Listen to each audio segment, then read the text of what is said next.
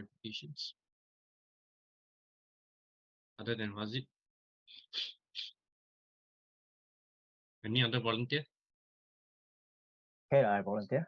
Shall Liu we? here. Liu, Yep. ha. Okay, then Okay. Liu. Okay, can. Then Wazid and Liu. Yes. Let me move Razid first.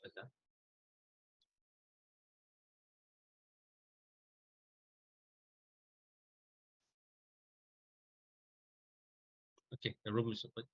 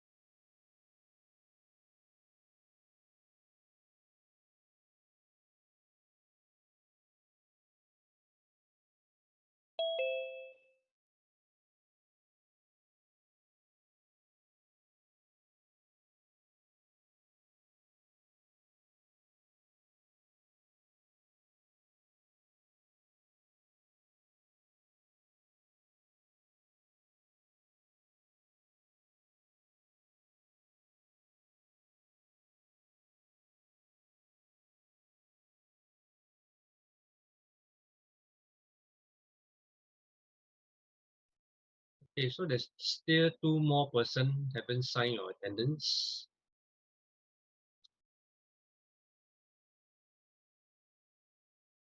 Chi Heng and Eng. You're back ready.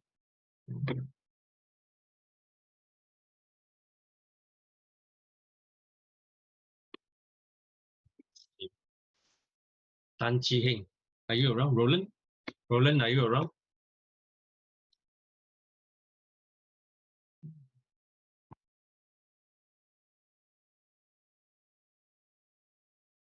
Eng Yi Su.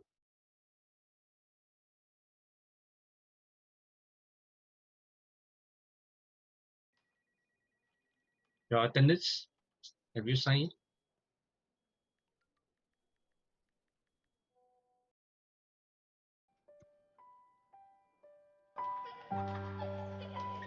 Okay, got it. Okay, so now left Roland.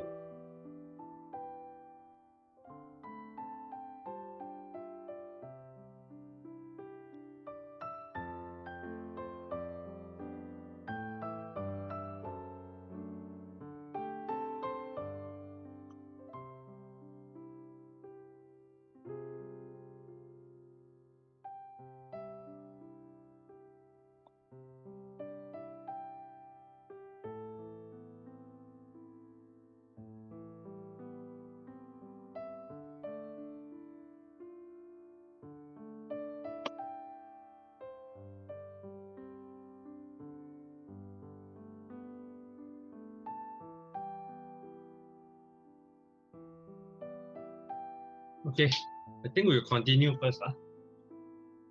Wait until wait a while more. When Roland is back, we will take the picture. Okay, this one is to save time. Okay.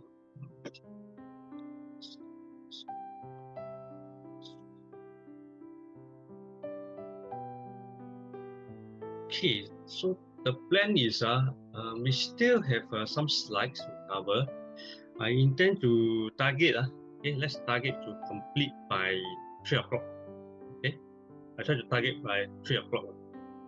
Okay, then at 3 o'clock we can go for a short break first lah. Okay, at 3 o'clock go for our bio break and then come back we go through the revision. Okay, I go through review the revision, what to expect for the assessment. There's some Kahoot game we play some games. After that, we go for a 15 minutes break, and when we are back, then we will start the assessment. So the assessment will take maximum 1 hour. Okay. After that, then I have to mark all the assessment. So while I mark, then you all can relax. You all can have a discussion, all those things.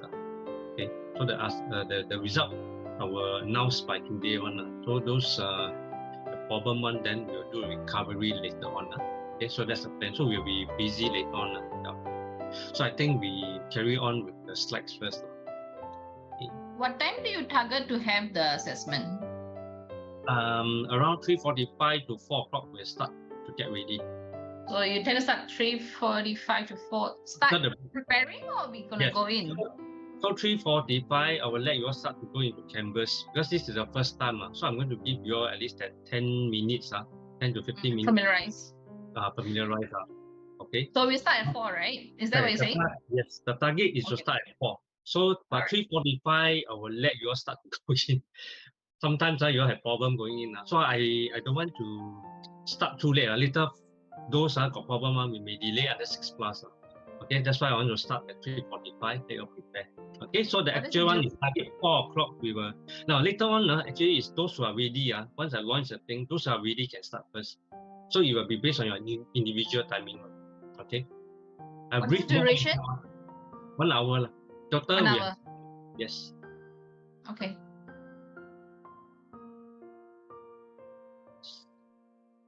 So I think we might have to repeat that information when Roland gets in again. He's still not back yet. Yeah. Okay, so I'll brief again, not to worry. Later on, I'll brief the assessment again. So let's carry on with the slides. The cyber security operations, already shared by slides. Can't see again, just let me know.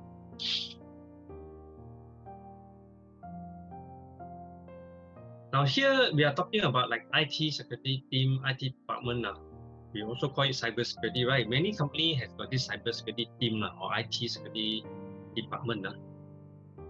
But of course, smaller company they may not have those SME usually they don't have resources and may not need it So what they can do is of course they can outsource it also for the SMEs smaller companies So for bigger companies, some of you work in those MNCs, right? They will have many different departments, IT department, they're going to have this, the operations team, cyber ops. Okay, so here we are talking about those cyber security ops. Now, one of those things that we need to do is intelligence. There are people who have this role. Sometimes they call themselves the cybersecurity analysis. Basically, they collect information, they monitor the trends, they monitor the threats, and especially they monitor the threats against their company, especially. Because there are some general trends. These days, phishing email, those are the generic one. But they also want to monitor, especially scams, targets. Those that are targeted using their company one. We have seen many of these cases. Even government one, CPF, those online shopping, they will use all those names to mislead, to try to trick the users. Like Ninja Van, recently there was this also Ninja Van, because many of us order things online. So to us is maybe, I think I ordered something. So to them, Ninja Van, my product coming. And sometimes without realizing it, maybe they never go and read properly, and they think that they have something that they've ordered. They may just click on it, provide some information. So that is one way that people can be tricked into all these scams. And so the cybersecurity team, they will need to monitor anything that is of threats to their organizations. Okay. And they may produce reports. In some of the cases, especially those analysis, the full-time staff, it is their KPI There's an output They are required to generate reports. Some of them may generate reports on a regular basis, like weekly reports or the monthly reports. They need to submit to the management or submit to the various departments for the review, so that they can take actions. And some of the means they do it just by subscribing to some of these sources or information. Like one example, good example is like our CSA, Cybersecurity Agency. They got this SINCERT, Singapore Emergency Response. Now you subscribe to the website. That means you are under the mailing list. Whenever there's alerts, they will send you an email. Okay, so this is like push mail like that. So you receive this information more timely, rather than you go and check. Sometimes you go and look for it, by delay. But sometimes these sources, they have the information, like the authorities, they find that is critical. They quickly push up the notifications, and when at least you have received the information. Okay. Cyber threat intelligence is very important to have a multiple source. You cannot rely on one source. Okay, because maybe, example, this source may not have the information, like CSA may not have this information. But if you subscribe to another source, maybe the source may come in slightly faster. That difference of, sometimes there could be a difference of 1 hour. It may make a difference. So if you subscribe to different systems, you will be able to get more information, more timely information. Okay, track information sharing. Now, this one can be by formal process, or it can be your informal. Like for myself, example, I have got many different groups. One of those groups is like a WhatsApp chat group.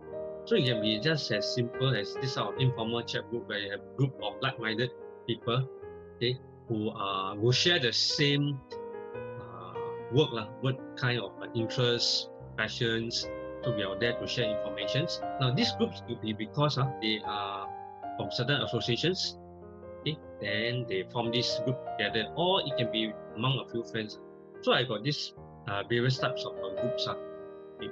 So if you don't have any of these groups, a good way to start is to join some associations. Now, typically the association may have some form of subscription. Okay. Then you go for networking event, you get to know the people. You may then form your own informal chat group among yourself for information sharing. Because some of this information sharing, sometimes they are more comfortable sharing with smaller group. So there's some value. Sometimes you join smaller group. You may be thinking, wow, join so many group, then I got a lot of messages, right? It has got different values. Different groups will give you different information. I have realized some people, they prefer to share information in close, smaller group. They tend not to share in big group. Because some chat groups, I join, they have like 100, 200 members there. There's so many people inside there. They don't feel like sharing so much information. If for smaller groups, sometimes I got smaller group is just like 3 or 4 of us. So there could be different types of information that's being shared. So all these are means of information and intelligence gathering. The organization, they can establish process to detect and respond to misinformation. Now, all information collected, you have to do verifications. Because whether is it true or not, there could be misleading information, fake news, right? There's a lot of fake news, right? Okay, so we have to verify.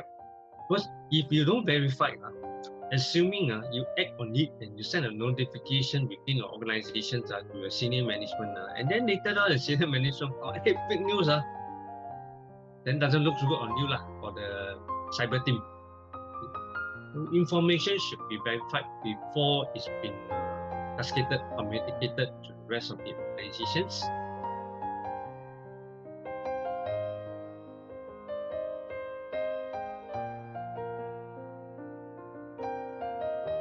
Okay, so some of these events, exploits on system vulnerabilities. Typically, this could be some of the information that you may receive.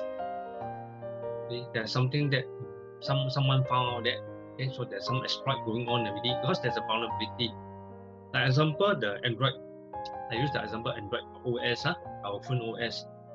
Now, most of you could be using, if you are using a phone that is in the last 1-2 years you bought it, last 1-2 years, then your Android probably could be still quite recent, then it's okay.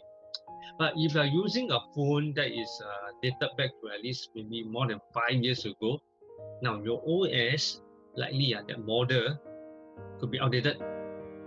And when it's outdated, along the way, there could be new vulnerabilities that's discovered and it could be reported, no? But there will not be any patches, any upgrades for those versions anymore because it's no longer supported. And if you're still using those systems, then there's a potential that there could be exploits on all these vulnerabilities. Systems intrusions, there could be reported cases of system intrusions, like the SingHealth case. Okay, so there are many such cases that is reported. Then the cyber team will want to analyze it to see whether there's any lessons learned. One of the key things is lessons learned from another party, then see what can we do to prevent similar incidents, or are you exposed to the similar vulnerabilities or not. Privilege escalation. Just now the example I shared is the Marriott. Okay, so in the Marriott case, there's some form of privilege escalations. Okay, so the administrator account was actually misused to extract information out from Starwoods. Unauthorized system access. Now, some of this information could be the system alarm auto monitoring. You may be able to see some suspicious behavior, some suspicious unauthorized access of information. So some information could be very sensitive, but you realize how come some users are accessing to it. Okay, because maybe they have already managed to escalate their privilege, therefore they are able to gain unauthorized access. So some of these events could be a few, not just stand alone. You may notice like number 3 and number 4, privilege escalation and unauthorized system access. This may be concurrently happening. Okay, data exfiltration. Now this relate a bit about our DLP, just now we talked about data loss preventions. Large chunk of information being checked out. So the adversary, this is one of the means that the organization will monitor. They will monitor large chunk of information removed. So like in the case of Marriott, what the attacker did was they removed information bit by bit in order to avoid detections. Okay, so they know the company is trying to detect, so they want to avoid detections. So what it also means, lesson that we can learn from here is it does not mean only data that is been moved up in big chunks they are suspicious. Even small chunk of information, normal amount of information that's been removed could also be suspicious. Okay, so this is an example of how we can learn from the some of this incident. Okay. Time to make connections. Okay, extra prompt detection. Okay, so these are mainly carried out by SOC. Typically, they call it Secret Ops Center. Some organizations, they have got this room. This room will have the console, the table. We call it console, right? And so the table where the chair is manned by this computer-trained, competent person who know how to operate all the system, all the monitoring system. You may have 2, 3, sometimes even more than that, operator inside this room. This SOC personnel monitoring all these alarms, all these threats that's happening. Okay. And of course, they will need to make assessment and respond to it accordingly. And typically, they need to run 24/7 for critical systems. Company that run critical infrastructures, okay, example energy, those electricity, water, some of these very important infrastructures, depends. Okay. They need to have an SOC to monitor it 24/7. If you don't have these resources, what you can do is to outsource it. There are many companies providing this service. Example, Singtel. Okay. Now, because many of us subscribe to broadband, right? Companies subscribe to broadband, right? Some of you may be working in SME, right? Your company subscribe to broadband, the Singtel, the StarHub. They provide SOC operations monitoring. I'm not sure whether you're aware or not. They just need to pay them some money. As long as you are using their broadband, they help you to monitor the traffic. Okay, so they have this 24 the service provider. So they monitor for many of the clients. Okay, so if let's say you have a website hosted with them, they can help you to monitor. So it is still possible, even though it's a small company, it is still possible. Okay. Roland. Okay, so Roland on the phone now. Okay, never mind. Once Roland is done, then separate the attendance.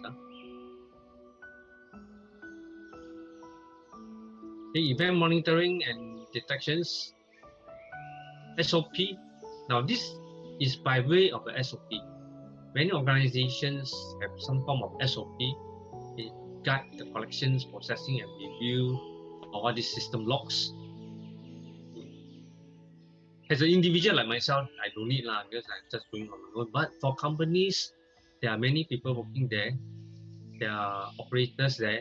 We want to standardize the process, consistency. Remember I talked about consistency. Earlier on we talked framework, SOPs, all these to have consistency and also give assurance.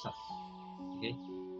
So we systematically collect all this information and process it, okay, and especially in terms of the system logs. Now, in many of the cases that was reported, surface there is a vulnerability or there's an attack. It is because of the review of system logs. Meaning, the thing is already happened already. It's not like, now happen, you detect. No. That one, of course, is the best. Okay? They start to attack you, you detect, you respond. That is the preferred, okay, the best scenario. But in many of the cases that was reported, it took a long time. How long do you think it takes before an attack has been discovered? On average, how long do you think? Okay, you can type inside the chat. Okay, how long do you think that your company system has been already attacked? No? But you don't know, no? It takes how many days okay, for you to detect? Do you know anyone? Okay, you can type inside the chat. And okay, this is for Roland first. Okay. Any answer? Any guess? You can just give a wild guess. It sounds like your 8888 also guess correctly. How many days does it take for a company to discover that they have been attacked, been infiltrated? Any idea? How many days? Give a wild guess. 6 months. Wow. 15 1 week. Okay. 6 months. 2 days. 2 days. Immediate. Wow. Okay. Yeah, fantastic. So from here you can see there are really different, quite answer. Now, depending on which resource you are referring to, there are different reports. Actually, of course, you can go and Google, right? You can go and Google how many days it takes to detect an attack, a cyber attack. Okay, you can see different. There are various. Now, there are some that say 90 days, like what you were saying, 90 days on average. Some can tell you up to 6 months. Okay? But in general, it can be around 90 days to 100 days easily. 3 months, So imagine now your system is already compromised. You don't know, and you have been using it, and maybe you are still doing very sensitive things. You're uploading sensitive information inside, How much damages can you suffer? 90 days, a lot of things can be removed, stolen. Okay? So yeah, someone say immediate. Now, that is the perfect situation I mentioned now. Okay? We want to immediately detect. The moment the suspicious is coming in, we are able to detect. But sometimes we may not be able to detect. Like some scenarios are the phishing mail one. The phishing mail is in fact, I'm not sure whether you know, it's one of the most commonly used MO. Okay, of the many MO, phishing is the most commonly used MO to attack a company. Are you aware of that? And do you know why?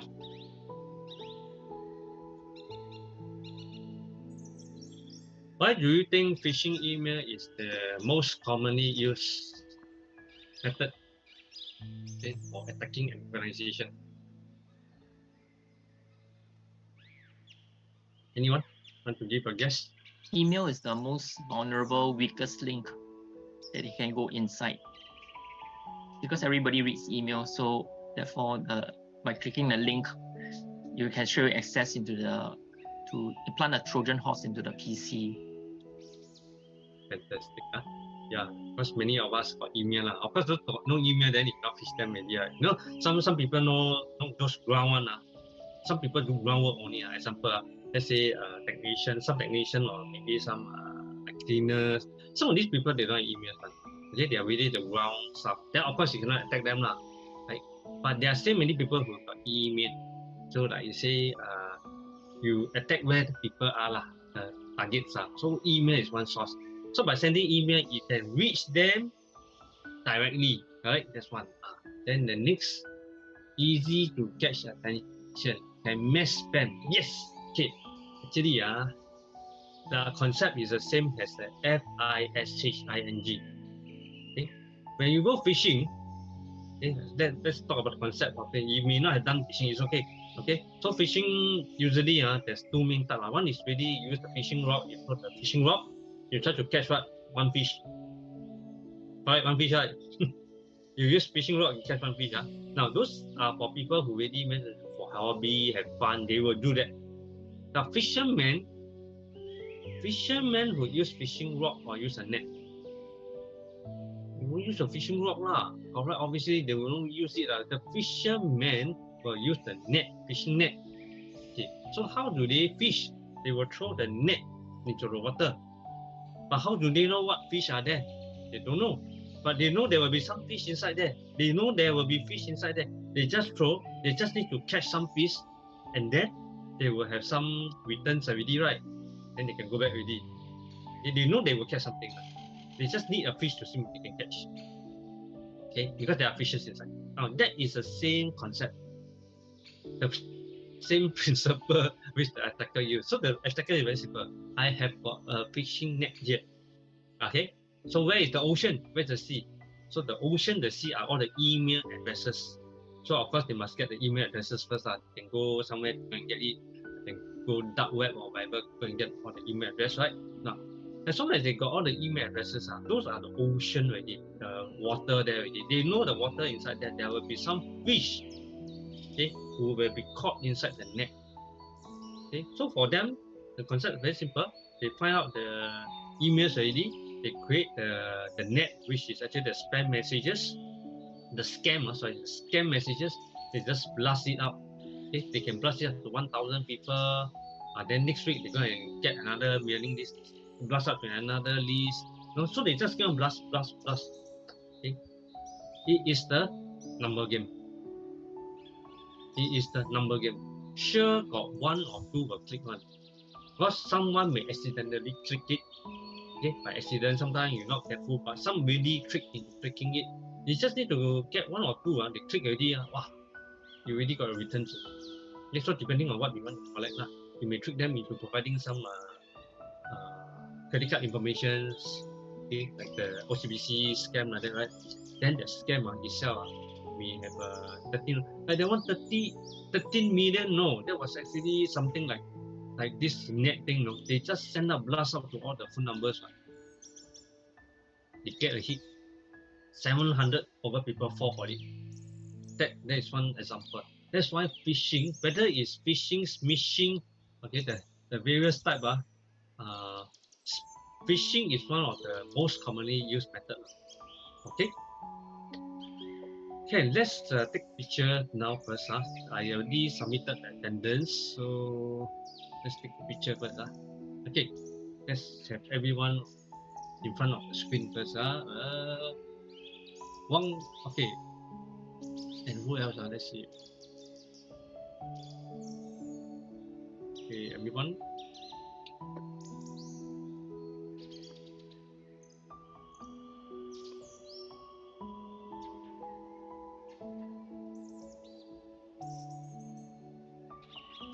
Yeah. So one, let's save the picture.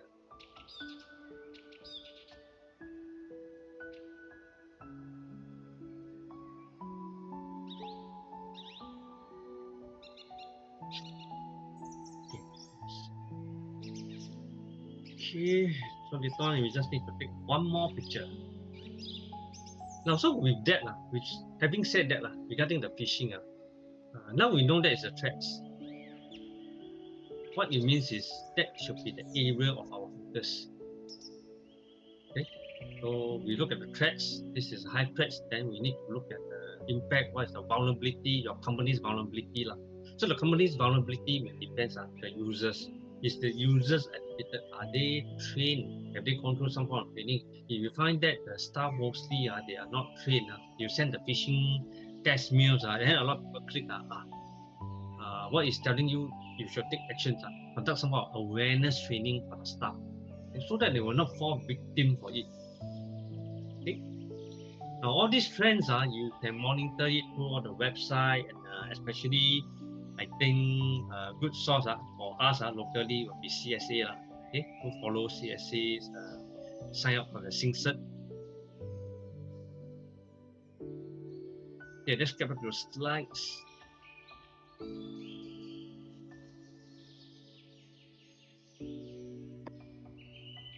Okay. Cyber incident response.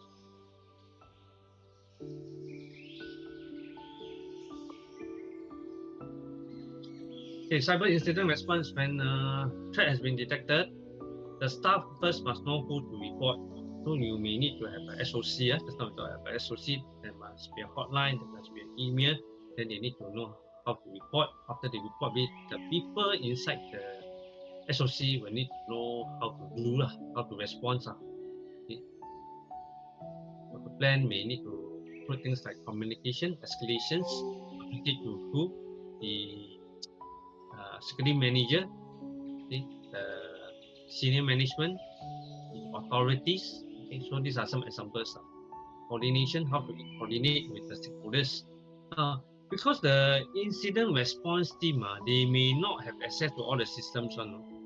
So let's say the system involve a web hosting server. This response team may not have access to it. So they need to then coordinate and call up the person in charge, okay, to call them out, to alert them there is this issue and see how they can help mitigate the attack.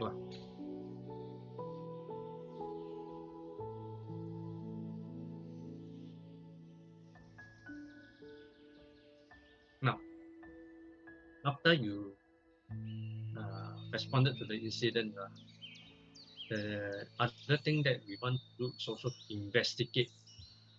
Investigate what? Investigate the incident. What's the source? Where's the source? Who attacked? Why this can happen? The whole idea, okay, of investigating. One of the first reason is, of course, give accountability. There must be some accountability, right? Is someone at fault? Someone did not do their job, okay? Or if it's a criminal case, then of course then you report You have to do reporting, right? You report to the authorities. Then more importantly is lessons learned. We want to prevent this incident from happening again. Okay, so that is where the investigation starts. Okay.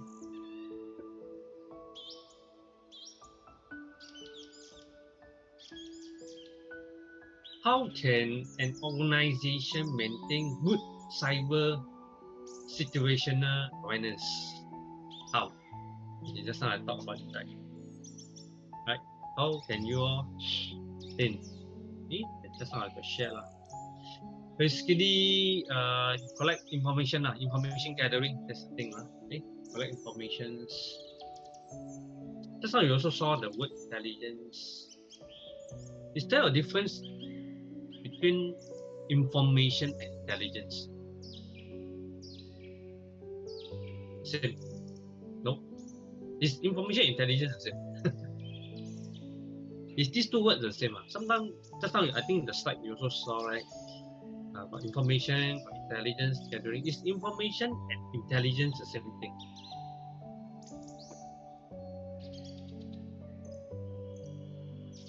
Anyone? Let's hear from someone. Anyone? We haven't heard from some of you today. Let's hear from some of you. Ellen, maybe we hear from Ellen. Ellen, what do you think? What was your question again? Is information and intelligence the same thing? Is information and intelligence different? Or different? Different. What's the difference? Information is like the data we have, then intelligence is how you use it. How you use it? Okay. So how you use it? Yeah, I think it's something is like that. Now, typically, when we talk about this, we will describe three things to help to understand this concept, the information thing. We usually talk about three things. First, of course, is early on I also use this word for data. Okay, so let's start with data first. Now, data means what? Data means, example, 1, 2, 3, 4, okay, 7, 6, 5, 4, 3, 2, 1. Does it make any sense to you? It may or may not. If I have a title on top there, I say phone number. Then I got 9, 7, 6, 5, 4, 3. Okay, then that one may make some sense. These are all data. Table form, we put all these things. We call this data usually raw data. Okay. Sometimes it may be as raw as just people coming in. Okay, the number of transactions, number of people coming in, that kind of data. We call it data, collecting data. So you may be using IoT to detect number of people, detecting the temperature of the place. These are all data. Okay, so there are many data sources. They can be using IoT, all those things, the sensors. Okay, you have heard about those components, like sensors all over the place, right? Now, all these collected, generally at the lowest level, the raw level, we call it data. Now, when these data are organized, usually we say we organize it. We put it into something that is more meaningful. Okay, so example, we say all of you, let's say you're keying your information or personal information when you register for this course. You put in your name, your phone number, your educational background. Okay, so you give a list of all these things today.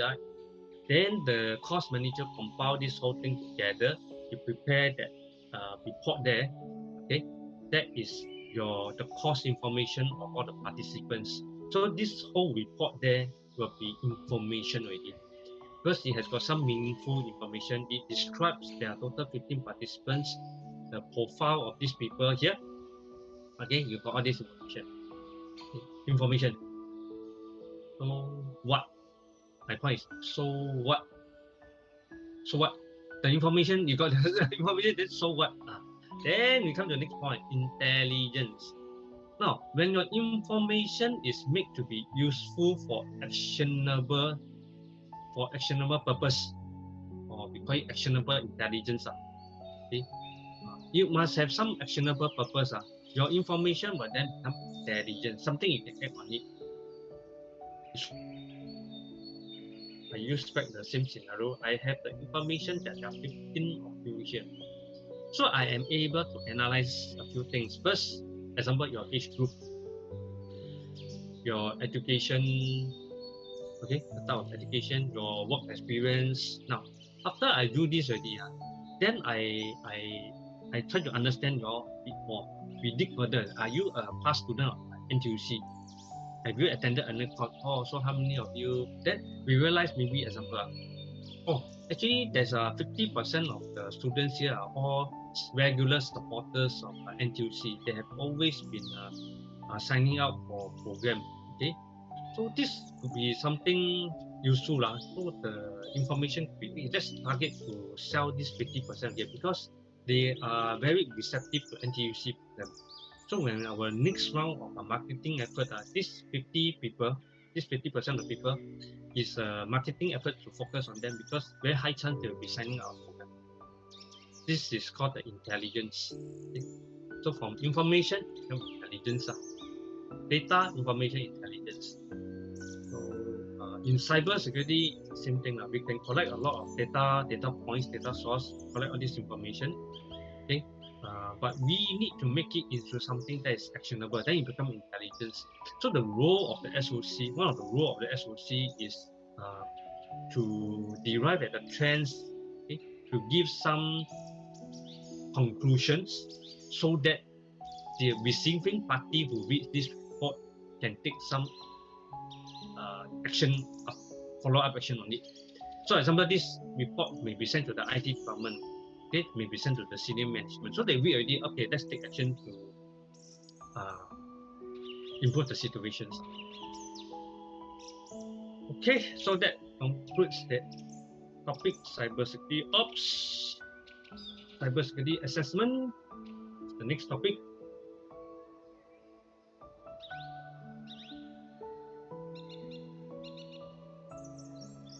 Assessment. Vulnerability assessment. Okay, we talk about risk assessment. Then what's the difference between risk assessment and vulnerability assessment? What's the difference between vulnerability assessment and risk assessment?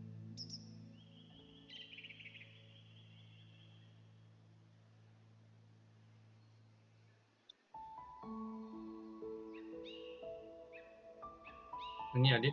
What is the difference? Let's share for Lam. Maybe Lam have any idea? What's the difference between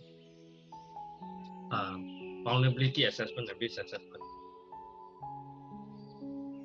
I just give a guess. Risk assessment is to review the risk of IT, not IT. The risk of the system against threats. Actually, I don't even want to try. I don't know. you're there.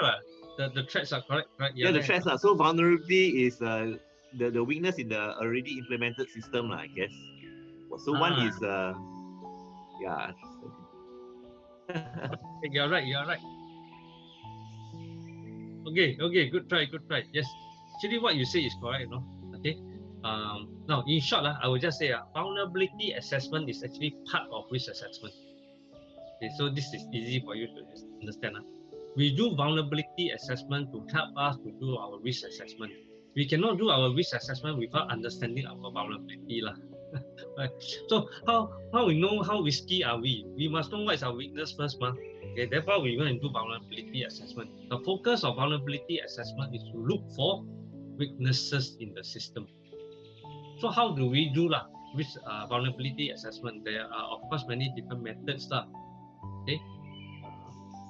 So there are some common one you might hear about. I think in market you hear about programs like red teaming, pen testing. Have you heard about all those things? Now the purpose of all those red teaming, pen testing, they are trying to look for vulnerability. Now it's only when you find out vulnerability then you can take steps to improve, correct? So you must know your own weakness. So what is your own weakness? So you try to understand your own weakness first. My IT skills are not very good, especially my Excel. Because when I do Excel, I got problem computer. So you know your own problem first. So this is called vulnerability assessment. Then from there, you determine whether you want to take action to improve on it. It doesn't mean I'm no good at Excel. I want to improve. No. It doesn't mean that. No. If I don't use Excel, I always do groundwork. Let's say I hands-on first. I have carpenter. Okay, I'm do the ID one. I just do all those hands-on. But why do I need to use the Excel sheet? I know I don't know how to use Excel sheet. I just get my admin staff help me. Okay, so vulnerability assessment, where you identify the weakness already, it doesn't mean you must do something about it. Your decision to do something will then depend on your RA. That's why it's related. You find out the vulnerability first. You do a VA first. Then with a RA, you prioritize which is actually important. Okay? And you find that, this is very important. Then you act on it. If this is a low priority, you may not even want to act on it now. Okay?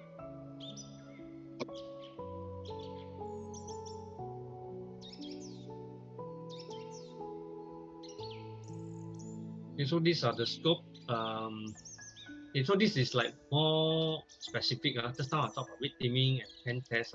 Now within red teaming, pen test, some of the things you can do is, example, identify open network ports. You might heard about ports. A computer got many ports, right? Ports means not the USB port, that kind of hardware ports. Here we are talking about those network ports.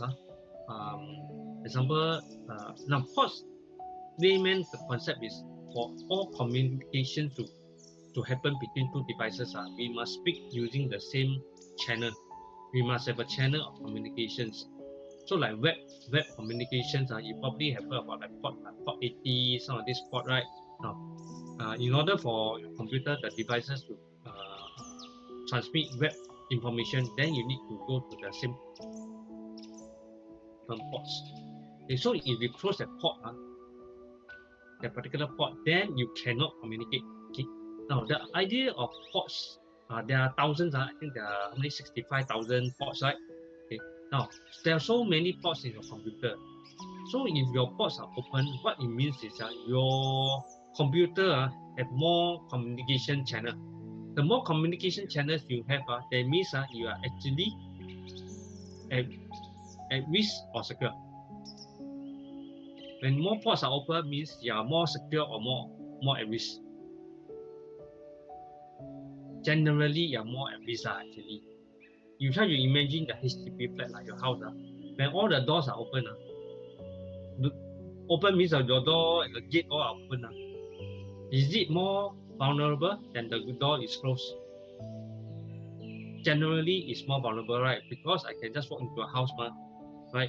Doesn't mean that people will walk in. But you open, there's an opportunity. So network port is the same thing.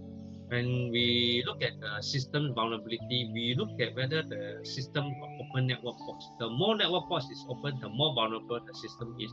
So one of the first things we want to do is close all those ports. That is not required lah. So we limit the channel where the attacker can come in.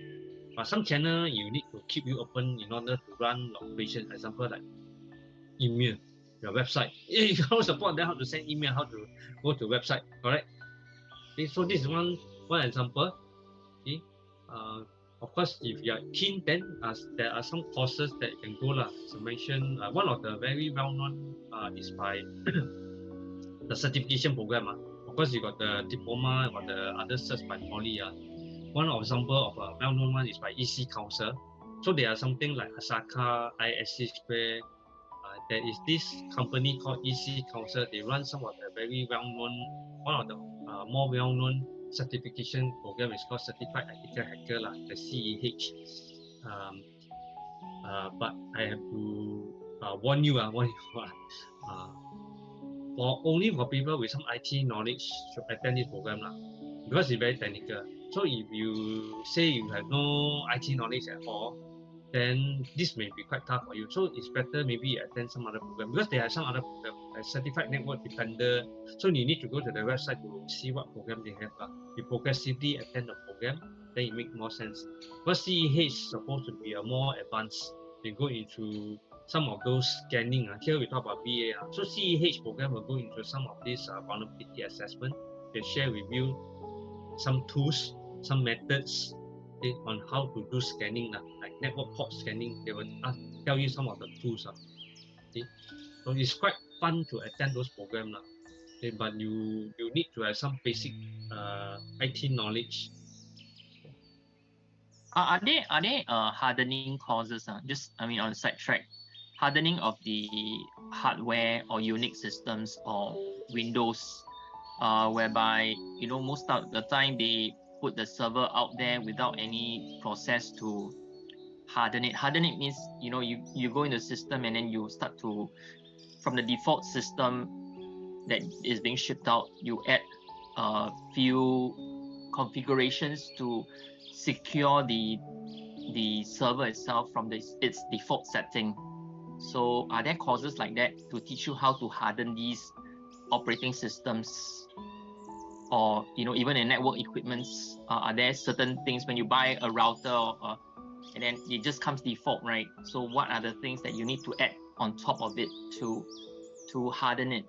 Or so that when we do audit at time, right, we would also know that whether that particular server or that router has gone through a hardening process, and then we can audit it. If it doesn't, then definitely you're exposing something that is very big into the internet world, prone to hacking. Okay, those generic course on so-called this hardening, I think there are some like example Cisco, all those are brand product specific okay. I'm not sure whether are you asking about some general course, but there are brand specific courses because they really teach you about the system. I think that will cover the hardening part But if you're talking about some generic course that teach you generic how to do hardening, I'm not sure about that. I don't think I come across. Okay, to teach you all the various methods on how to protect different systems, right? There are a lot of it. Like for example, a lot of people use WordPress. Like WordPress by itself, or you use certain mailing list, or emails, even email servers. So how do you then add layers to it so that it doesn't come in easily? So an organization, when we go through audit, right, typically we are looking for whether that server has gone through all these checks, layers of it now, so that it becomes not so open to the public now. Generally, those are more. I know one are more brand specific. But let's say you talk about there are certain CMS content management system like WordPress or this. I'm not aware of any one course that teach you WordPress, Joomla, or the course that teach you how to protect. I'm not sure whether there's such a course or not. A specific one, I mean, you go online, YouTube, all those, I think have lah. Okay, but for programs like CISA, CH, these are certification program that really structured teach you one. I don't think so. There is one. Okay, but for vulnerability assessment testing one have lah. The CH one, the CH one, they also got program on pen test. So if you take from their angle, they tell you how to attack. Maybe from there you have some idea of what you can do to protect lah. You know, that can be another angle, okay, because you are learning how to attack the system. So like CH, they will cover a lot of things. It's actually a very good program lah. So if those of you who have some IT background, I think you can consider attending because they got subsidy quite cheap. I think NUC also have lah. I think you only pay $200-300 for 5-day course. So they will go through all the tools with you, and they will go through the different scenarios. So let's say you talk about OS. So they talk about mobile security also. So that could be one area, right? Let's say you want to protect mobile security. So they talk about Android. They talk about Apple phone. How can you attack the system there?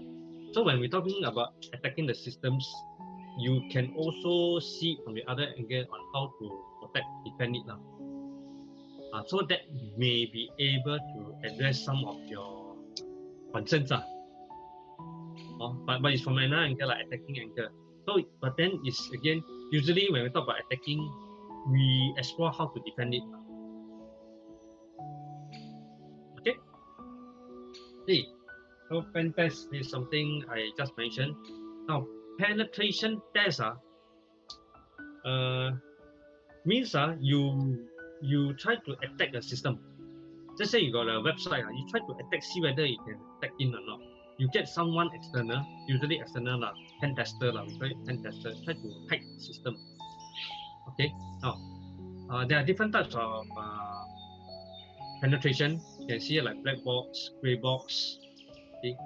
Basically, what it means is when you get this pen tester come in, that means they don't know how the system works. They don't know internal. They don't have the details.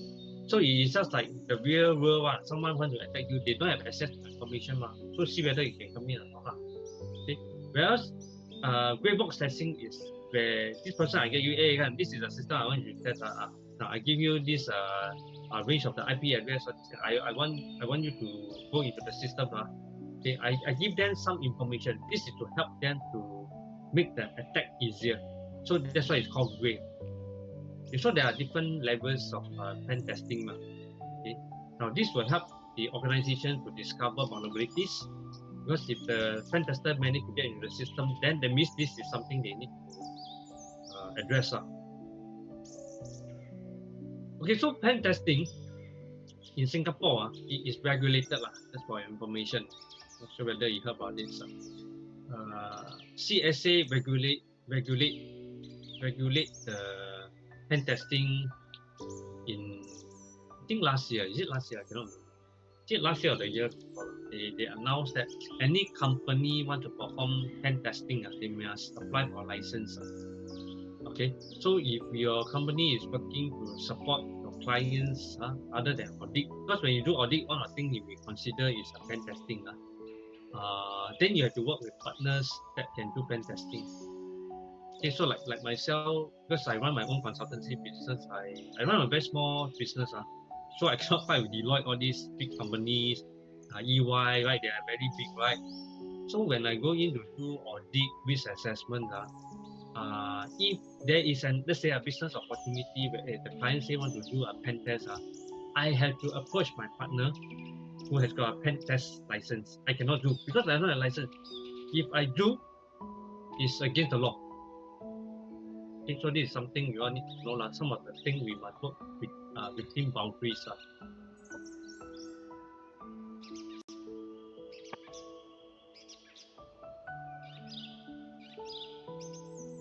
Exercises. Okay, so other than doing pen test, we do exercises. Exercises are really like tabletop exercises. I think you're familiar, like tabletop exercises. I think it can be like high reel, something you all have heard about, right? Okay, so we simulate lah. It's all about simulate with some scenario. Oh, the scenario is now we suffer an attack on a ransomware. What should we do? Staff, what will we do? Okay, SOC, what I will do? IT manager, what will do? So we talk about it, discuss about it, tabletop exercise. Cyber range. Okay, cyber range, this one can be quite fun also. Cyber range basically you are going into a locations, a room where there are computers there. Typically there can be what we call blue team, red team. So beside the pen test, as I mentioned, there's a red team, right? So the cyber range, they can sell all these environment. You can have blue team, red team. Meaning one group of people by red team attack the blue team. Okay, so it's like play game like that. So there are some service provider, example, there's one at there's a few okay, there's a few The one that I went through is at Ang Mo Kio ITE. You know Ang Mo Kio ITE, okay, so they have a collaboration with ST Engineering. ST Engineering, they have this cyber arm. So the ST cyber arm, they set up a cyber range within ITE Ang Mo Kio there. So you can attend the course, it is open to public one. No, but I don't know whether they have a minimum number to run. I think like all these courses, probably there are some minimum packs to run the course. So you can sign up, then you can try out the cyber range. It's like 1 day, 2 day kind of thing. Now, the thing about cyber range is also typically involves quite a bit of hands-on onto all the tools. Okay, so it can be also quite technical. Okay, so it depends on you whether you just want to have an experience. Then you go there, you're not sure, then it's okay. Then there will be people there guiding you. This is just to have an exercise like that, practice. Now, adversarial attack simulation exercise, sometimes we also call it the red teaming. Okay? So you also do the simulation. That means this one is attack the actual system. That's now the cyber range, you are in a controlled environment, like a training room. That is cyber range. This one, the adversarial attack simulations, the attack will happen really on your system. Let's say now you got a website. They will try to go to that website okay, to do something to it. Okay, so that's the red teaming.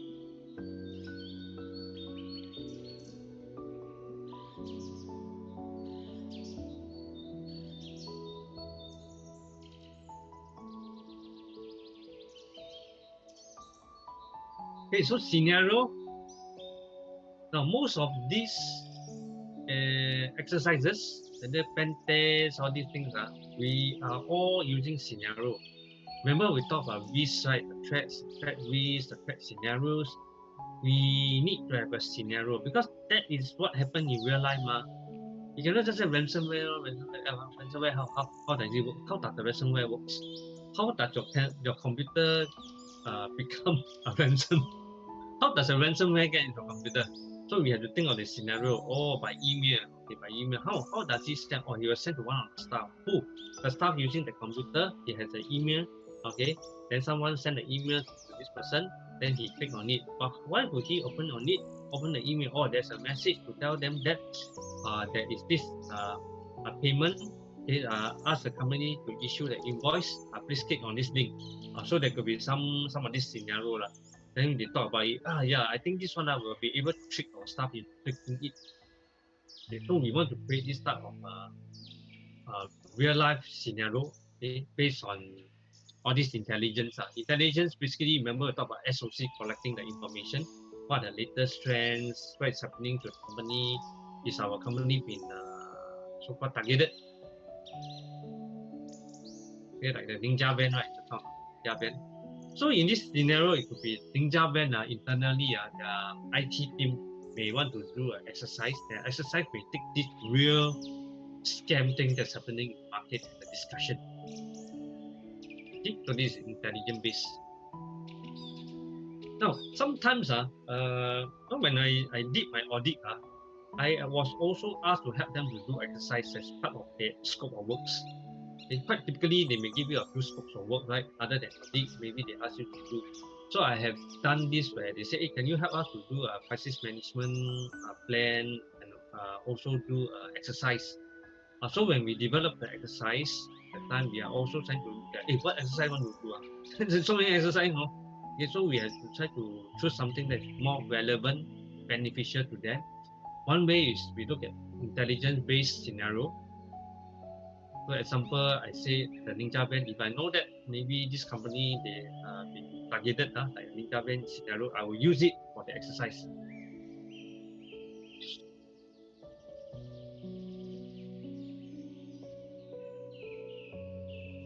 Okay, remediation basically is like proactive action thing. What can you do to rectify? Okay, your system is affected. What can you do to resolve the issue? So it's like recovery, something like recovery.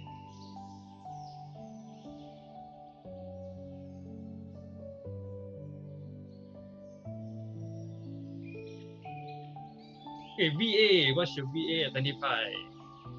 Okay, identify the weakness. Vulnerability assessment, the purpose is to identify the weaknesses inside the system. Okay. So that we can assess. I would say we have to assess the urgency, the needs to rectify the issue or not. Okay. Because the need to rectify it, remember we talked about that. Whether you need to rectify or not, it really depends on the criticality of the system. How critical is it? How relevant is it? Because you cannot be addressing every single thing. Every single thing, you have limited resources, so you need to prioritize. And how do you prioritize? RA. You must go back to RA. Okay. So VA is only one of the steps that helps you with your RA. Okay. You do the vulnerability assessment already, then you need to do a risk assessment to see what needs to be done. Okay, that's done that topic. Okay. Are you okay? Any questions? This topic? Let's see.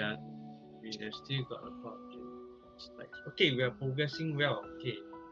We still have got about 20 minutes before we can do the recap.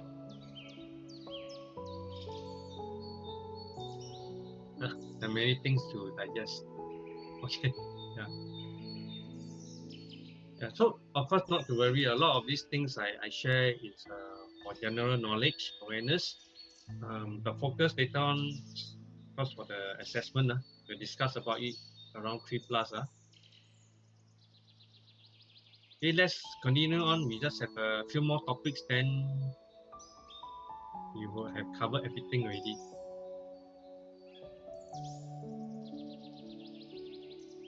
Okay, it's actually really a lot of content, as I mentioned. Actually, this is almost, it's really a 5 days.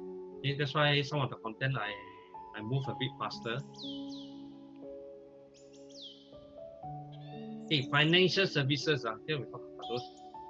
Now, this financial service, I would say, the background here talk about FI. FI is very important, right? I've given you one example, your banking, all this. How can you afford it to be down? If you down, you cannot do transaction. You may lose your business.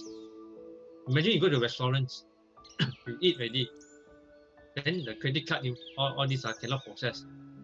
I think maybe at least 50% of customers tell you, hey, I don't have cash. Oh, your customer eat already, now they want to leave, Then you say your system down. Sir, can you pay cash or not? Say, I got no cash. How?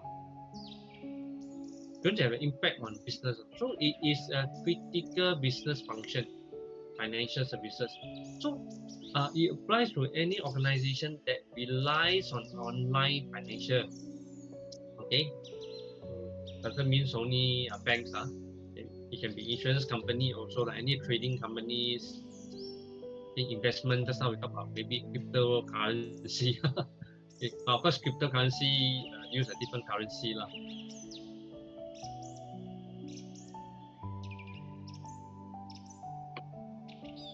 Okay, security of online financial services is very important.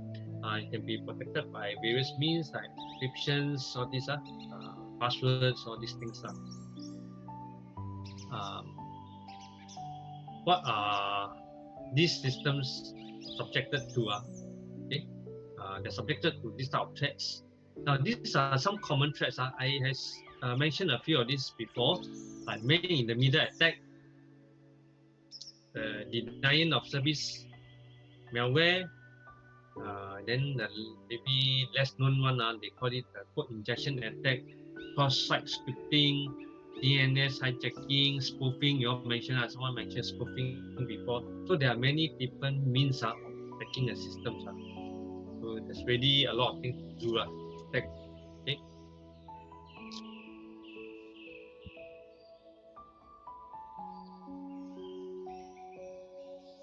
Mobile. No, it was reported that there will be more mobile user than desktop user. Okay, it was reported that there will be more mobile users than there are more desktop users. Okay, I think this is very possible, at least in Singapore. Okay, in some of the developed countries, you can see one person may own at least one phone. I would say each person will own at least one phone. Right? I'm sure in this room, some of you will own more than one phone. Sometimes you bring out 2-3 phones to go out. One personal phone, one work phone, the other phone I don't know for a backup phone or for whatever lah. So you may have at least one phone. I would say at least 1-2 phones are most people. Okay, not to count those phones you place at home. You never bring out one, because after you upgrade to a phone, your old phone, you still keep it. You keep it or you sell it away? Just curious. You sell your old phone or you keep it? You trade in. You want trade in a phone? Now, because catching Pokemon got a lot of fun, is it? I don't know whether people still play Pokemon or not. Okay. Do you all sell your phone or do you all keep your phone as a souvenir? I better to sell. Okay. You sell it, wow. Okay. Keep as spare. Yes. Some keep as spare. Yeah, it's always useful to keep your phone as spare. You got a new phone already. Pass to kids, that's another one. Okay, pass now. Okay, because your phone actually still can function. Most of the time, your phone really can function. Right? You upgrade, that phone. If you sell, sometimes the value is so low. Don't want to sell. Like you buy the phone, then you sell it. They give you the kind of value, you better, forget it. Don't want to sell to you. Because you go to the shop, they will sell you they buy from you very low. Because they need to buy low, sell high, Okay? Unless you try to sell it online yourself, directly, okay, that's a different thing. Go to shop, you may not get a good deal. So might as well keep it as a backdrop, sometimes it's for the purpose. Now, okay, so coming back to the topic mobile, because more people are on the mobile, which means this is where the attack will happen. The attacker will go to where they can get the value, which is now mobile. People are using mobile. They are looking at phones. They are surfing net on the phones. They are reading email on the phones. Right? Everything doing on the phones. So let's attack the mobile phone. And mobile phone typically are more vulnerable. Okay? More vulnerable. Okay. So mobile applications or the apps. So more companies develop apps, they order food there, they make transactions there. So this is one area you can access also. So ask the company if they have got mobile apps.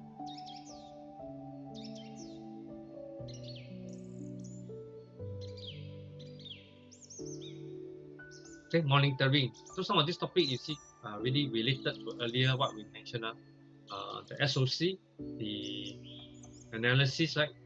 They have to actively monitor all these campaigns, especially as of now, especially phishing campaign is of the concern. Okay.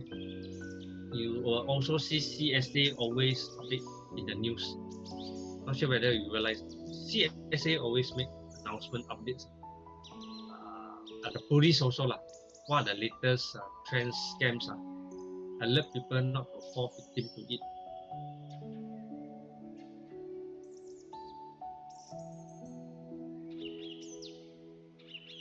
Rooted jailbroken mobile devices. Have you heard about this term?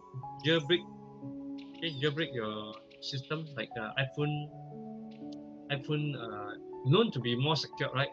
iPhone well protected, but some people jailbreak it. Why do they jailbreak? You don't know, no? Why they jailbreak it? What's the reason why they jailbreak it?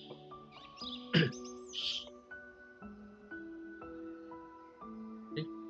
They want to jailbreak it because use WhatsApp.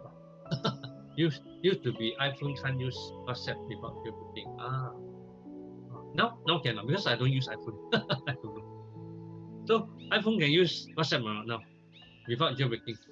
Can now can okay, because I don't use iPhone. Now yeah. So that is one of the reasons the people jailbreak a system is to bypass some of the controls so that they can do more things. So example like say install more apps. Okay, you want to install more apps. But for some of this system, when you jailbreak it, that means you are removing the control. The protective control, you remove it. What does it mean?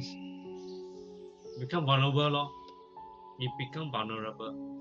Okay. So any system that is jailbreak potentially can become more vulnerable.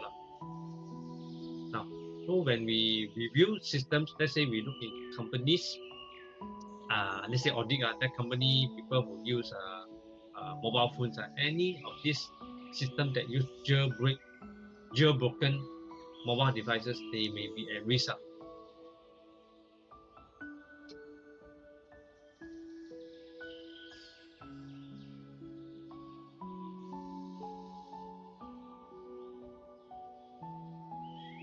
Okay, just how I mentioned this. Okay. What you know, so something you know, something you have, and something you are. Okay, multiple factor authentications. Okay, so for online transactions, the safest is to have MFA. Any single authentication very risky. Okay. But sometimes it takes the organizations time to improve through learning from other people, mistakes or their own mistakes. Okay. Now, you know about the SingPass?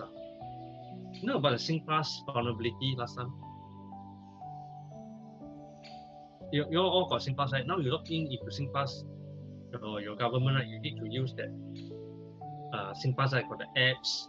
Okay, you can key in your username, password, right? Right. Now, many years ago, I would say many years ago, I don't remember how many years, maybe 5 years to 10 years ago, SingPass is quite different one. If you remember, for those of you use SingPass, now username. Last time, what was the username for your SingPass? Do you remember? Now should be different. Your SingPass username is your NRIC. Last time was like that. Okay. Now, if this is a system, that means for any attacker that may know you, want to target you, if I know your IC number, I really know how I can get in, because I need your username and password. But if I'm able to know your IC number, the next thing is I just need to guess your password. Now, SingPass has got this problem. For many years, this was a problem. Okay? Many users use IC as their username. And guess what is the password? Can anyone guess what is the password? Most people use. Or many people use. Most. Okay. Many people use what password? Can you all guess?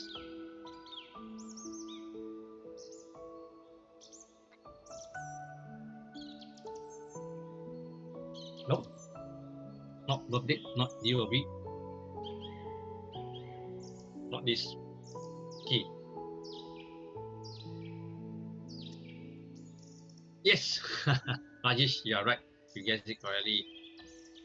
Username, NIC. Password, NIC. That was the case. So many people did that. Okay, so there was this guy, very smart. I say he very smart because he found out, hey, you use the same thing. So what he did was, he tried to hack other people's SingPass. So he went by, your IC number, you can guess one.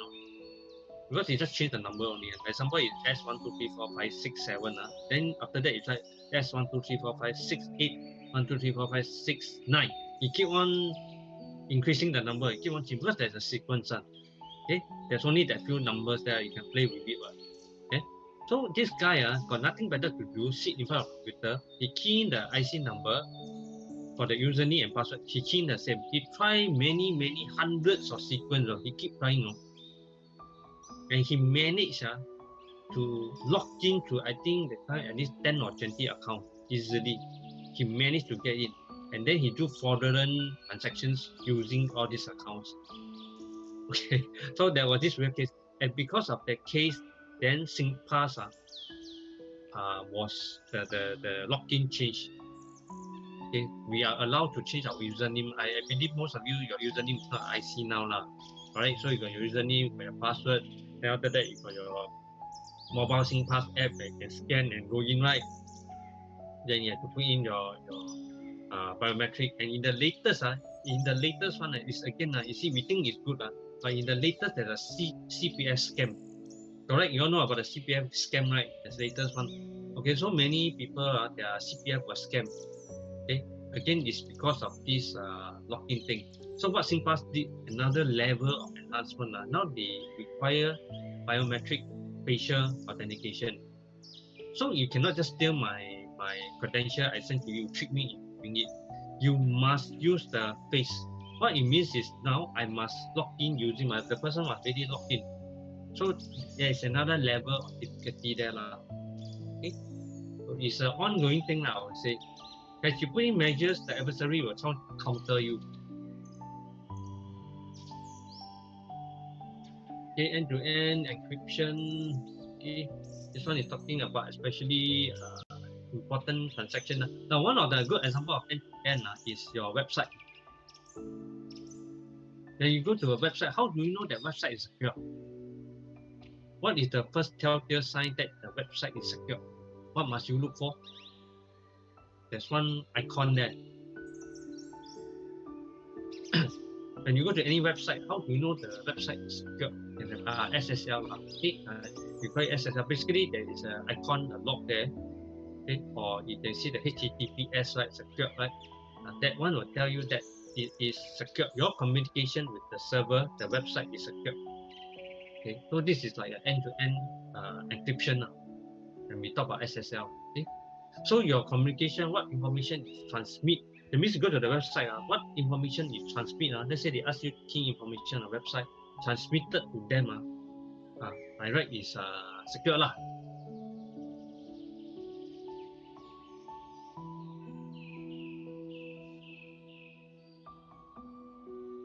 Okay, digital signature. Okay. Okay, high risk activities. Okay, to sensitive customer, maybe like banking, all these things. I need to have some of these digital signature. Okay, so these signatures basically is also using encryption, cryptography, just now we talk about. So you verify who you are. Okay. Cannot have someone do spoofing. We talk about spoofing, pretending to be you, right? Okay, so we use digital signatures to verify your identity.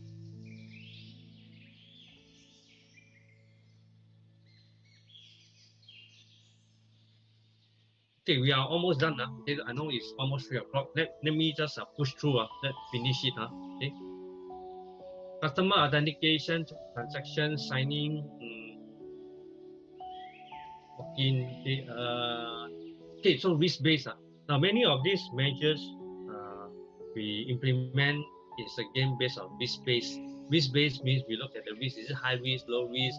If the risk is acceptable, let it be lah. Okay, we don't need to implement too much measures because it comes with cost. Okay, OTP, okay. Biometric. So these are some of the biometric technologies. I think the most familiar one is facial and fingerprint, right? Because there are other means, which are some of it may be less effective.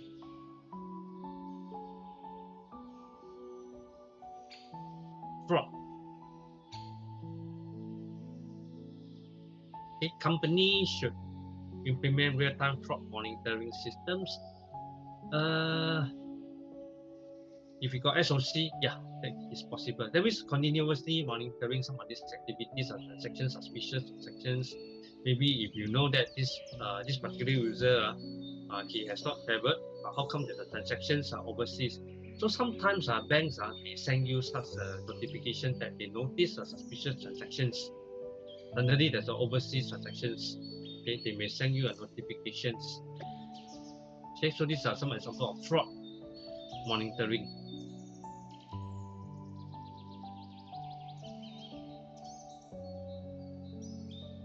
Okay, so this one, just now I shared. FI will notify customers of suspicious activities. I ever received before from banks notified me there's a suspicious transaction. Then they ask, have you done such a transactions? I say no. Okay, good. Then they quickly follow up, address that issues.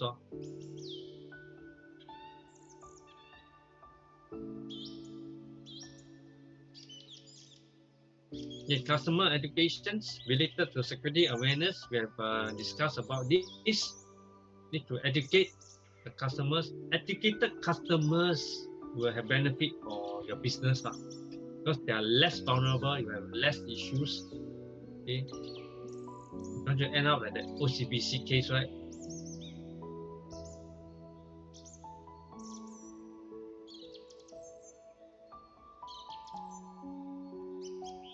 Quite often, when you log into online transaction these days, you will see some notifications. I believe you will see the pop-up. Even you receive the email, they are helping us.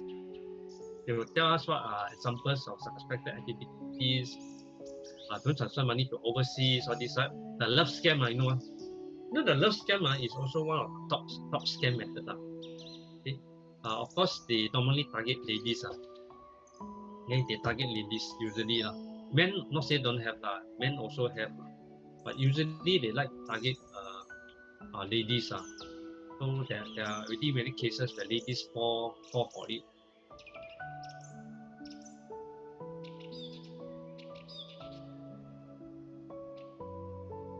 Okay, so how should a company handle phishing? We talk quite a lot about phishing, so you can see phishing very important, right? Okay. Actively monitor for phishing campaign. How do we monitor? I will monitor the news, subscribe to information from the various system, authorities, CSA, okay? Get all this information, join groups. Okay. Once you receive this, then you can implement measures. Like example, the measures means example, you inform your employees, okay, to be alert, to be careful of such a modus operandi.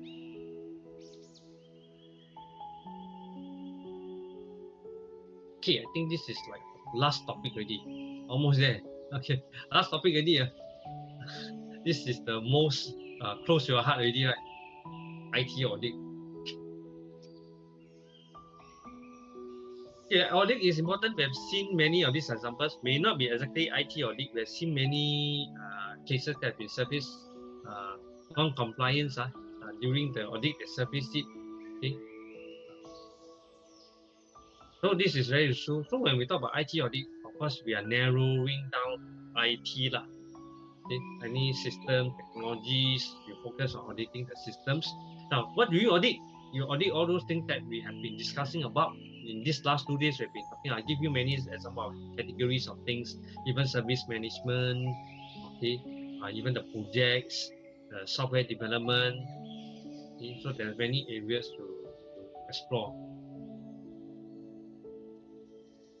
Okay, so this is what I just mentioned. So many areas that you can discuss with the owners. What are the areas they want to talk about? Okay, how often? We also discuss about it. recommended minimally at least once a year, but you can have more. No, some organizations they really do audits quite regularly. 1 year they can do several audits.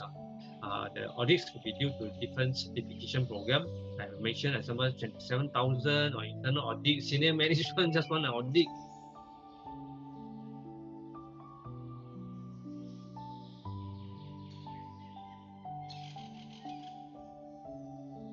Okay, so what should the organization ensure the service provider provide lah? That means you want to engage a service provider lah. Okay, they should be independent. Now, audit the best is independent. Although I talk about the self-assessment, all those things, right? The best way is to get an independent party coming to audit. Okay, they should then be able to provide you also objective opinion of your effectiveness of your existing control. So audit, they normally will establish some terms of reference, the objective of the audit. And not then they don't know what direction, because there are so many things to do. Right? So for every audit assignment, one of the things we want to first establish is what is the objective of this audit, what is the term of reference. That information will also help us to code them because we want to know what is the amount of work required. Then we are able to calculate how much does it cost. Okay, competency level is another important thing. What is the competency level of an IT auditor? Can you do an audit without CISA? CISA? Can or not? Cannot. Razib say shake it. Cannot. No CISA cannot do IT audit. Cannot. Cannot. Then what do you need? What will qualify you to do IT audit? Important question, right? Because you are want to become IT auditor, right? What will qualify you to become an IT auditor? Can you know how to acquire 5 years? Okay, very good. Okay, Yao Hing say something very good. Yes. If you say cannot, then how will you ever be able to gain experience? You must gain the experience to get CISA, right? CISA say you must have the 5 year experience. So you must be able to start doing first, ma. So if you don't have CISA, they don't allow you, it doesn't make sense. Okay, no lah. Huh? So it doesn't mean you don't have CISA, you cannot. Then do. Okay. If that is the case, then why do you need CISA?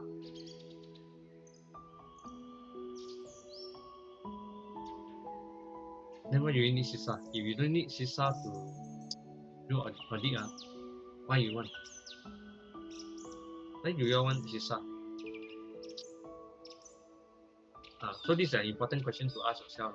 Okay. I think yesterday we briefly talked about it. I think Yasmin also shared about a view on this. I think it's a valid point.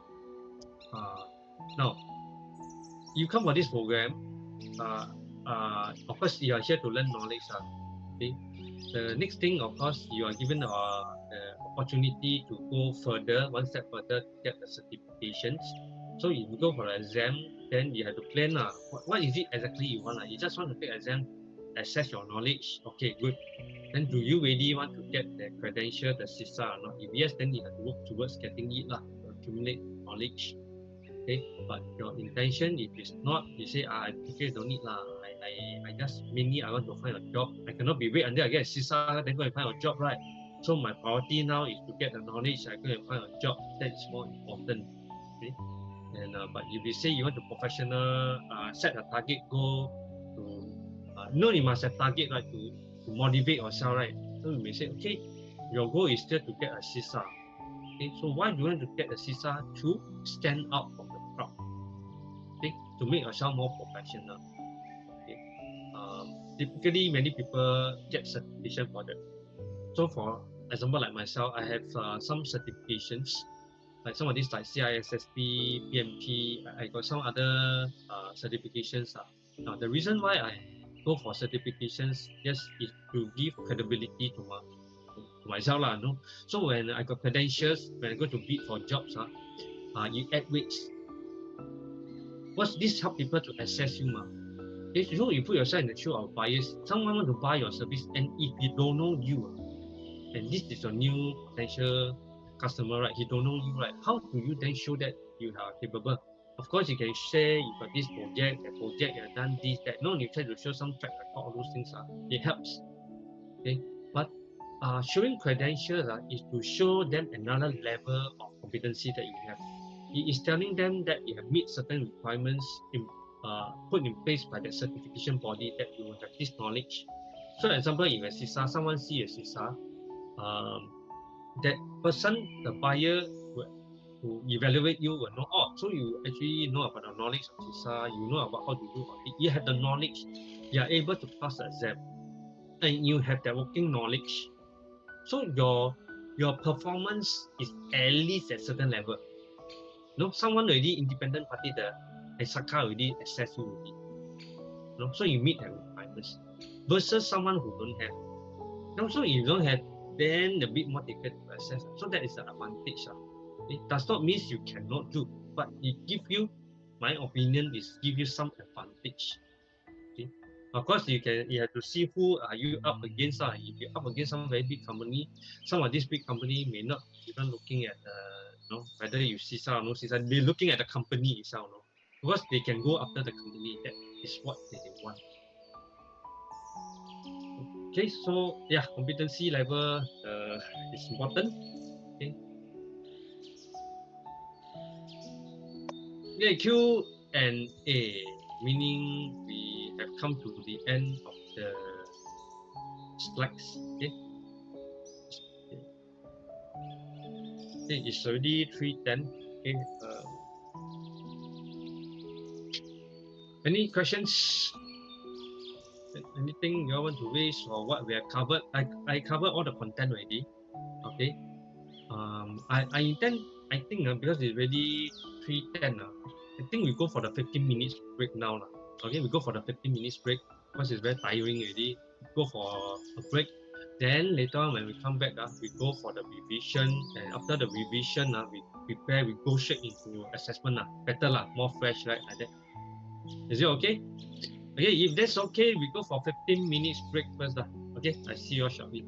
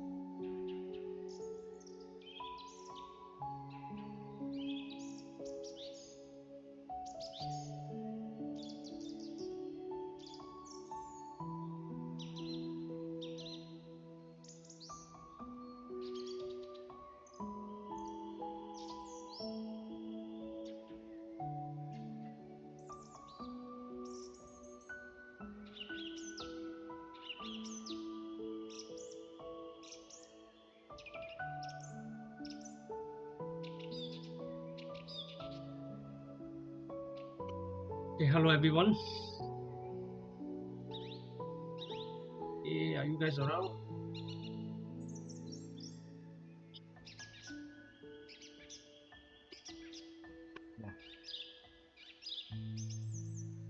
Okay, let me just do a short brief first. Okay, every one of you has completed. Okay, that's why you are all here. Now, so what is happening is I'm halfway through marking the assignments. I'm still marking it. Okay, but I want to brief you what's going to happen next. So there's a few of you whom I will be bringing over to the main room later on. So once your screen later on appears to ask you to join, you just click join back to the main room. You'll do the oral recovery. Once done, I will then push you back here, okay, until everyone is complete. Because now we stay at 1 hour, I think I can complete all the oral recovery. Okay. Now, next thing is let me share my screen. Okay.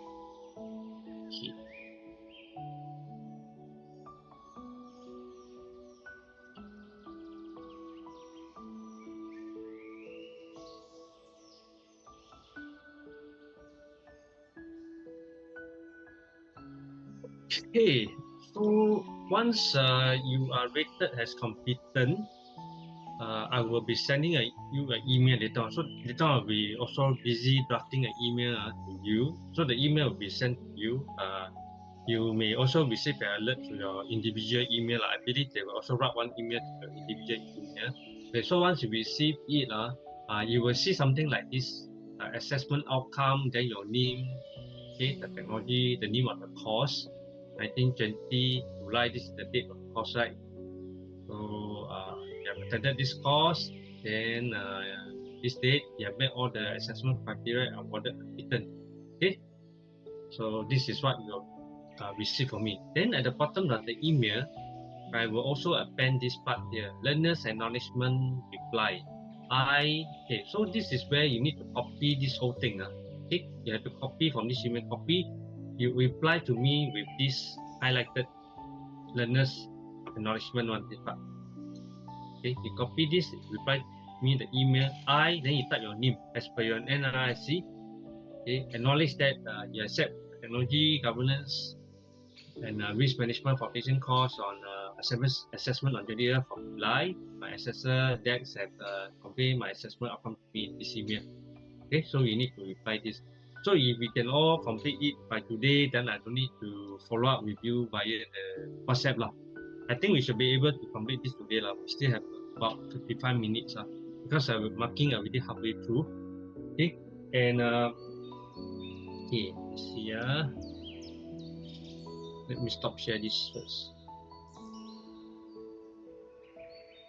Okay, and then of course also to save time, I just want to save time because now in between here you have nothing to do, right?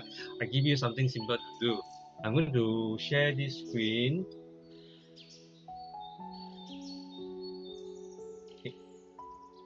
Okay, so this is the feedback lah. You take this time to also fill out the feedback. This feedback is basically for the 2 days course, only this 2 day course. Okay, so you just do the scan, you fill out the feedback lah. Okay, so once that is done, you just relax first. Wait for, if you are called in, just go in.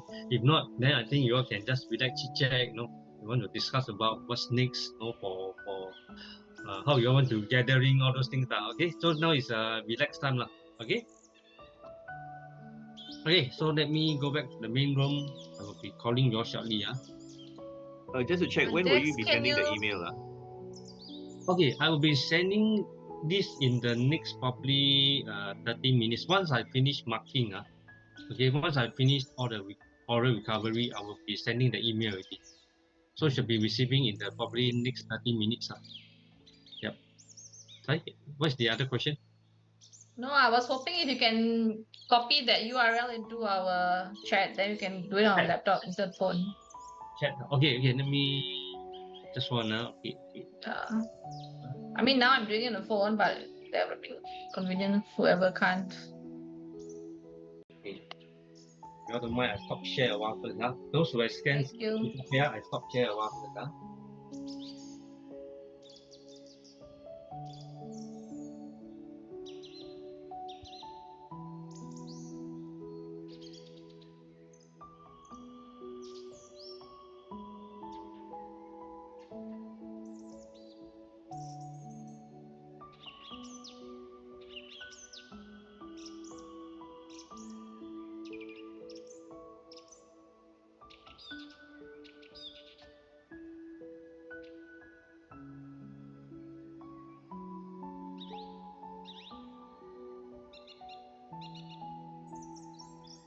Okay, so those who want to do a scan, I still have the QR code here. Those who want to just click your link, I post inside the chat.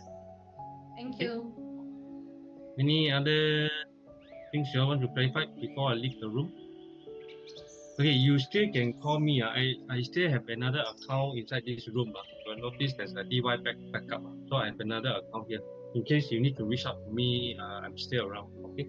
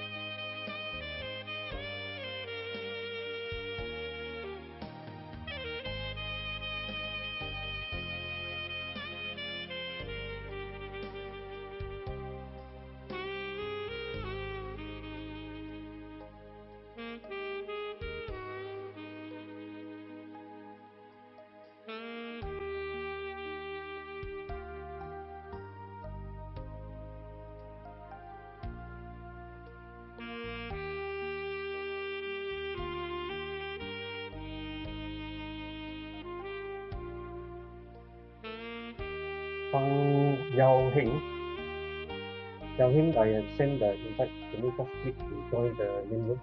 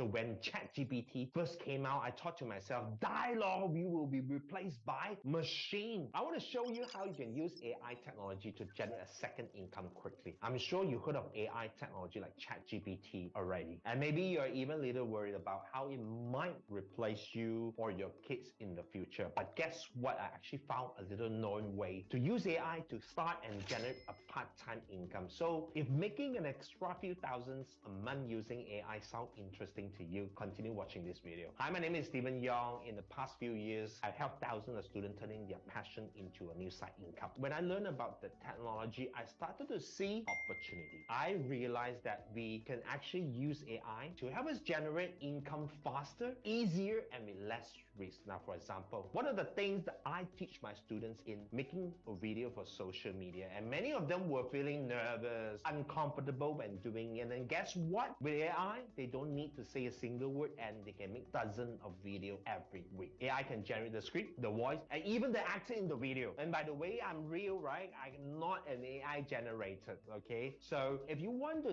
discover how to use an AI to help to generate a few extra thousand a month, I want to invite you to come to my workshop and I'll be showing you how you can use AI, turn your experience, skill set, your hobby into a new side of income. And the good news is I'm sponsoring 200 tickets to this workshop.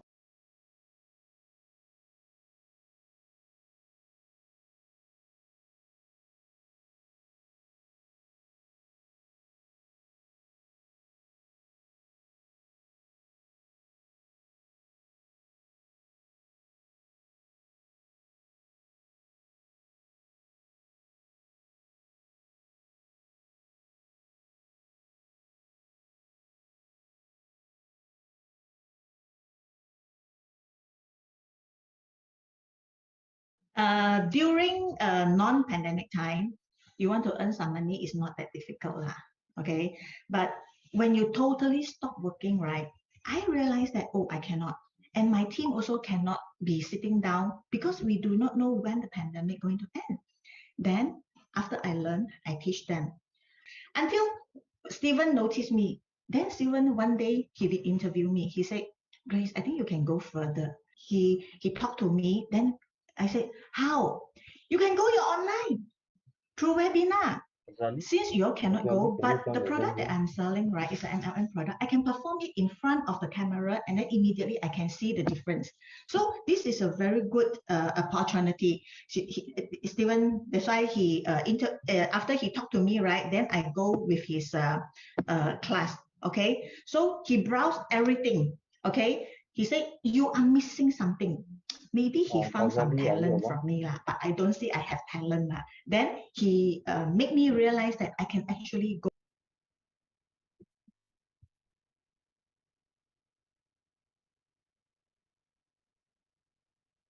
Yes, sir.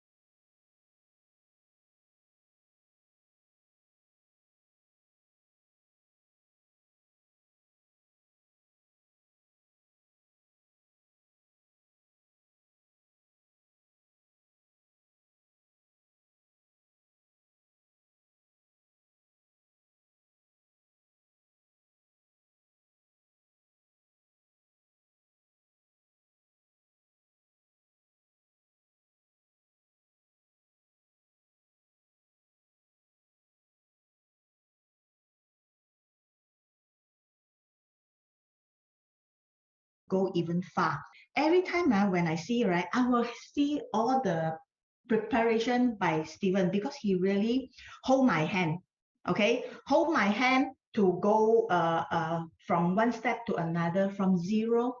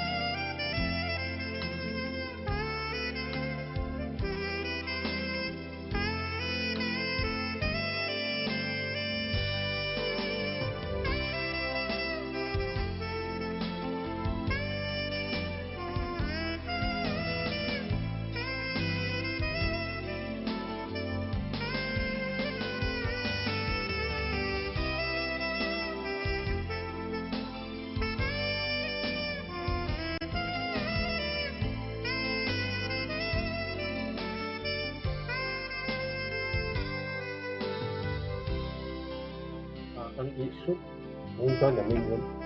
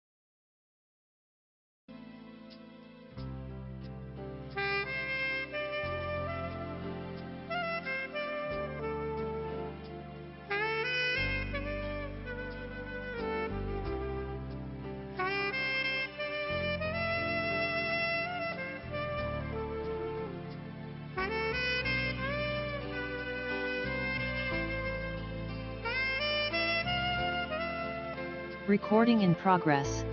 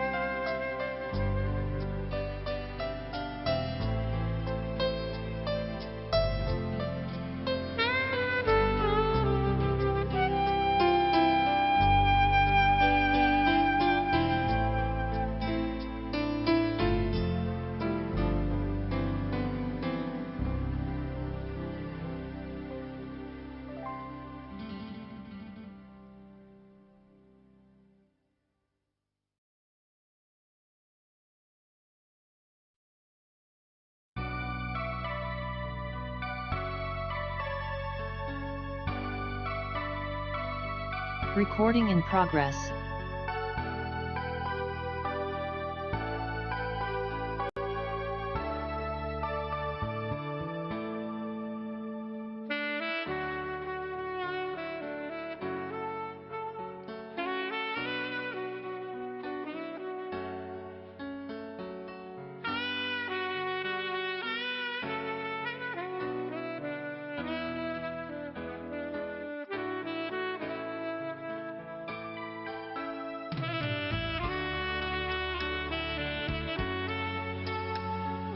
Your the other account not there already, right?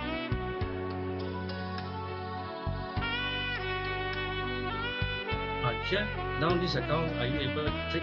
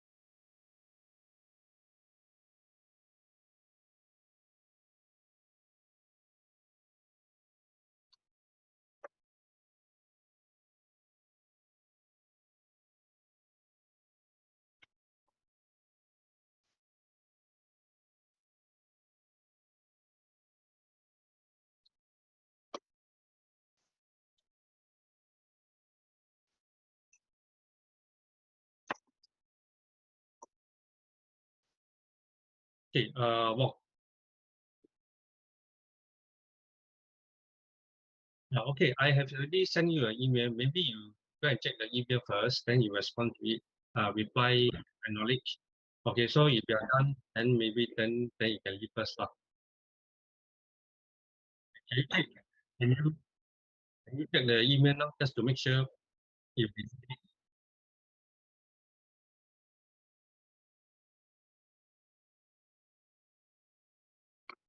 can you check first before you leave? I need to make sure you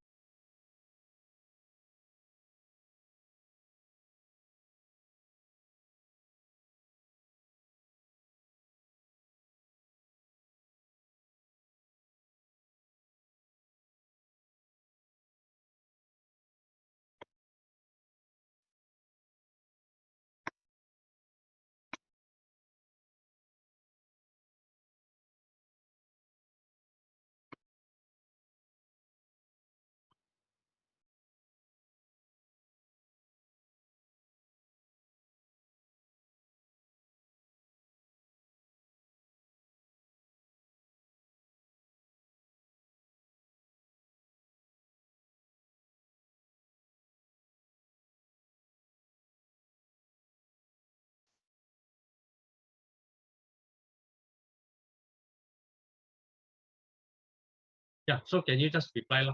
Just do an acknowledge.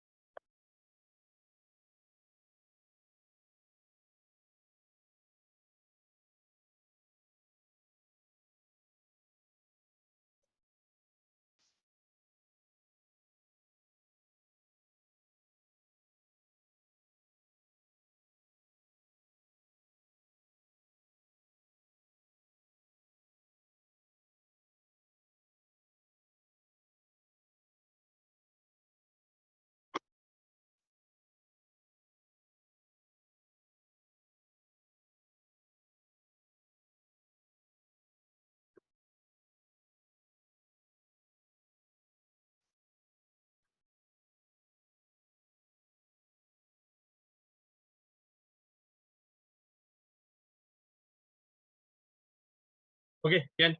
Then you can leave. Ken, take care.